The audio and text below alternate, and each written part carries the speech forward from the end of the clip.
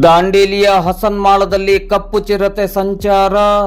ವಿದ್ಯಾರ್ಥಿಗಳು ಹಾಗೂ ಗ್ರಾಮಸ್ಥರಿಗೆ ವಲಯ ಅರಣ್ಯಾಧಿಕಾರಿ ಗುರುಪ್ರಸಾದ್ ಅವರಿಂದ ಜಾಗೃತಿ.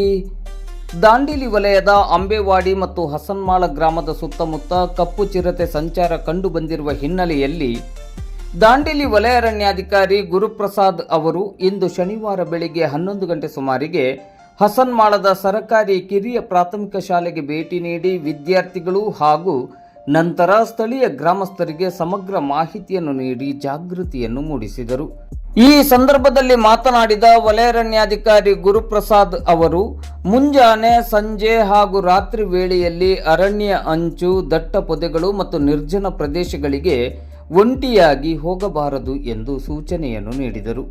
ಜಾನುವಾರುಗಳನ್ನು ಮೇಯಿಸಲು ಕಾಡಿನ ಸಮೀಪ ಕರೆದೊಯ್ಯುವಾಗ ಗುಂಪಿನಲ್ಲಿ ಹೋಗಬೇಕು ಮತ್ತು ಅತ್ಯಂತ ಎಚ್ಚರಿಕೆಯಿಂದ ಇರಬೇಕು ಎಂದರು.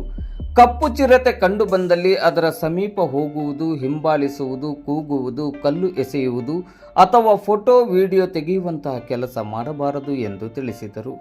ಶಾಲಾ ಮಕ್ಕಳನ್ನು ಒಂಟಿಯಾಗಿ ಶಾಲೆಗೆ ಅಥವಾ ಅರಣ್ಯ ಮಾರ್ಗದಲ್ಲಿ ಕಳುಹಿಸಬಾರದು ಎಂದು ಪೋಷಕರು ಹಾಗೂ ಶಿಕ್ಷಕರಿಗೆ ಸೂಚಿಸಿದ ಅವರು, ಮನೆಯ ಸುತ್ತಮುತ್ತ ಕಸ, ತ್ಯಾಜ್ಯ ಮತ್ತು ಮಾಂಸದ ಉಳಿದ ಭಾಗಗಳನ್ನು ಹಾಕಬಾರದು ಎಂದು ಹೇಳಿದರು.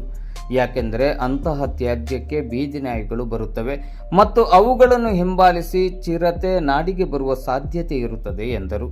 ವನ್ಯಜೀವಿಗಳ ಸಂಚಾರದ ಬಗ್ಗೆ ಯಾವುದೇ ಮಾಹಿತಿ ಸಿಕ್ಕರೂ ಅಥವಾ ಹೆಜ್ಜೆ ಗುರುತು ಕಂಡುಬಂದರೂ ತಕ್ಷಣವೇ ಅರಣ್ಯ ಇಲಾಖೆಗೆ ಮಾಹಿತಿಯನ್ನು ನೀಡಬೇಕು.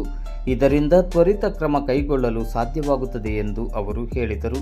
ಸದ್ಯ ಅರಣ್ಯ ಇಲಾಖೆಯಿಂದ ನಿರಂತರ ಗಸ್ತು ಮತ್ತು ಮೇಲ್ವಿಚಾರಣೆ ನಡೆಸಲಾಗುತ್ತಿದೆ ಎಂದು ಭರವಸೆಯನ್ನು ನೀಡಿದರು.